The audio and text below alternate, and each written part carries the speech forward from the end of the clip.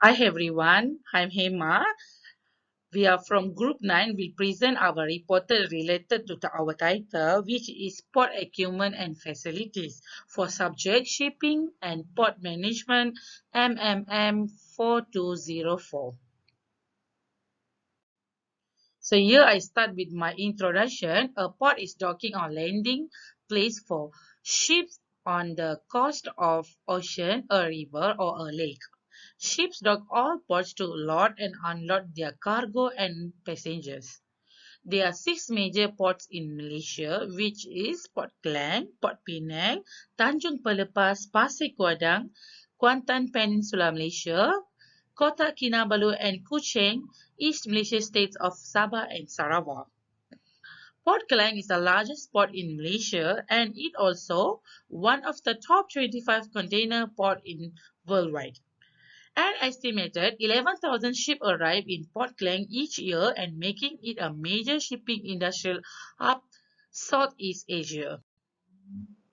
Port equipment means mechanical devices used to unload, load, and move passengers and commodities including forklifts, motor trucks, jeepneys, straddle carriers, flooding, cranes, and others. Provide accurate data on port areas such as under-keel discharge, where the contracted areas have been traced to specification and sediment changes and movement. Thank you. We have prepared and included a literature review in this report. We choose the previous report and research paper based on the topic related to our report, which is the importance of port facilities and equipment. The first literature review that we take is from the journal that was released in 2017 and discuss how ports that are periodically maintained will ensure safety. These reports indeed focus on the port and its facilities, but it only focuses on one region, which is Taiwan. The research is no longer relevant as it does not give any recommendations that apply globally. The next paper is from a journal that was released in 2018 by two authors, which are from Munim and Scram. This journal focuses on the effect of port infrastructure on global economic growth.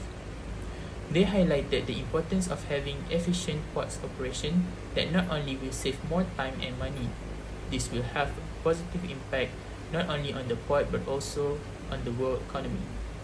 The conclusion that we can make from this report is it is related to our topic and help us to understand deeply the report that we created. The next report from 2011 also states the importance of land transport defined as seaport in terms of its function as a place where exchange goods and passengers between land and sea transport regularly occur. The port is a subsystem in the overall of transport system. They observe that this methodology applies analytical technique to determining port productivity and bringing into focus the complex interaction experienced at the land and sea. All in all, the research and journal that have been published are informative and relate closely to the report on port facilities and equipment. As stated in the introduction of literature review, port authorities must act and always be observant of the condition of the facilities and equipment to ensure the safety and convenience of the vessels and the crew. This report presents the study about port equipment and facilities in port operation and dry port activities. As we know, port plays a vital role in the maritime industry. As port become a place where many merchants all around the world are doing trading activities or stop by before reaching their destination, the port equipment and facilities has become crucial in a port. In maritime industry, port equipment is a category of mechanical tools used in warehouses and ports to load and unload large cargo containers. Equipment used in ports include terminal tractors, large forklifts, bridge stackers, container handlers, and container spreaders. Both manual and automatic operation of port equipment is possible. Next, port facilities are any berth, plant, equipment, facility, or infrastructure at the port that the port user uses or needs for the operation, including port equipment. The report has been written about the port equipment and facilities. The main objective for this report is to provide a comprehensive report about the operation and management of port equipment and facilities as well as communication or link with dry port activities. According to this report, students need to analyze and finding about the importance of port equipment and facilities. This report includes a clear and complete explanation of ships and ports in the shipping business, as well as recommendation for a new port development strategy with proper citation.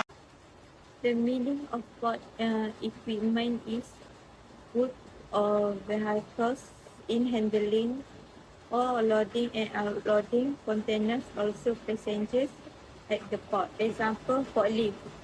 Forklift, also called as a lift truck, jeepney, and many more.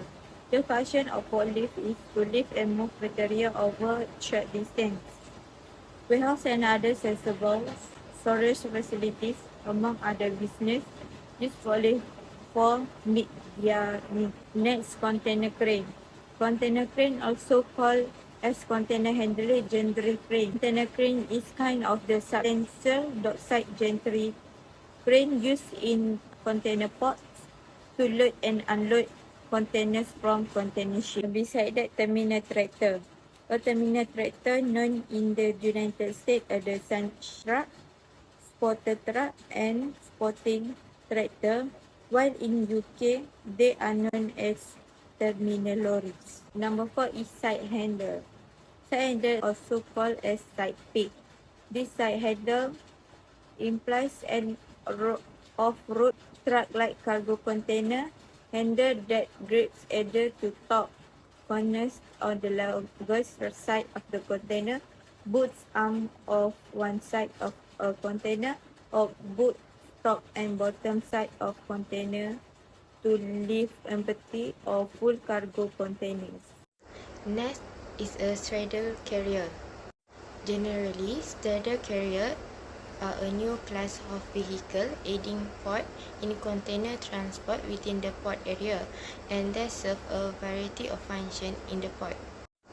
Straddle carrier have three main functions in the port, which are the shift container within the port, load and unload trailer, bed truck, and stack container. The main benefit of using straddle carrier over a spreader crane is that it can easily fit in confined spaces where a spreader crane would not have been able to. Spreader carrier typically cannot access all area of a port since they are restricted to rail.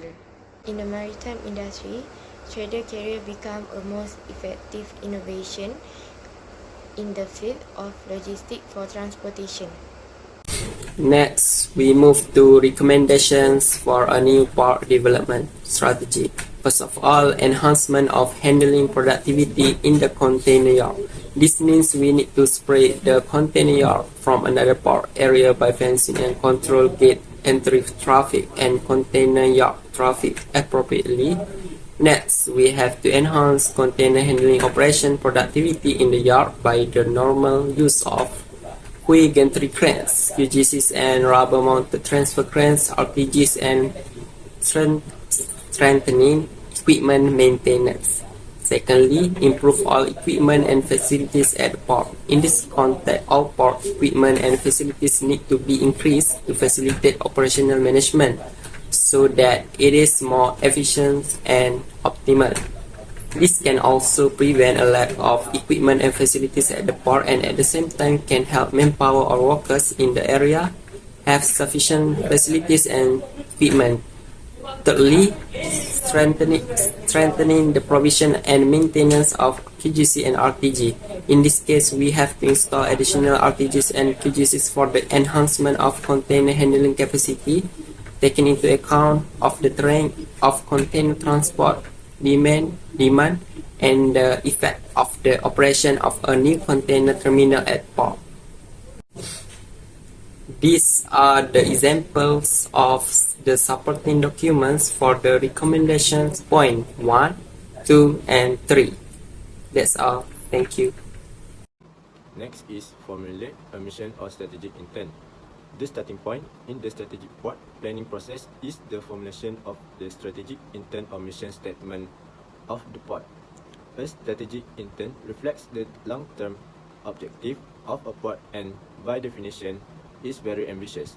In general, a strategic intent must be valid over long periods of time. In formulating its strategic intent, a port should try to go beyond extrapolation of the current status and role of the port. Strategic port planning should aim to identify strategies and formulate objectives that will provide the port with a competitive advantage to attain its strategic intent when translated into programs and activities. Moreover, assess the gap between abilities and ambitions. This strategic intent, as defined in step 1, may lead to identifying a difference between what the port can do, abilities, and what the port should do, ambitions. In order to get a complete picture of this gap, a port should assess its port-specific resources and competencies and perform an internal appraisal of its organizational strengths and weaknesses. Further, a port should assess its competitive environment by performing an external appraisal of the environmental opportunities and threats available in the market environment. Last but not least, create resources to fill the gap. A port can narrow the gap between resources and the ambitions set out in the strategic intent by creating new valuable resources. Port management should integrate the process of the development of new resources into its strategic planning. Each port is a collection of physical and intangible assets and capabilities. The effectiveness of a port is determined by these assets and capabilities. In order to become or remain competitive, port management has to identify, cultivate, and exploit its core competencies. That's all from our group. Thank you.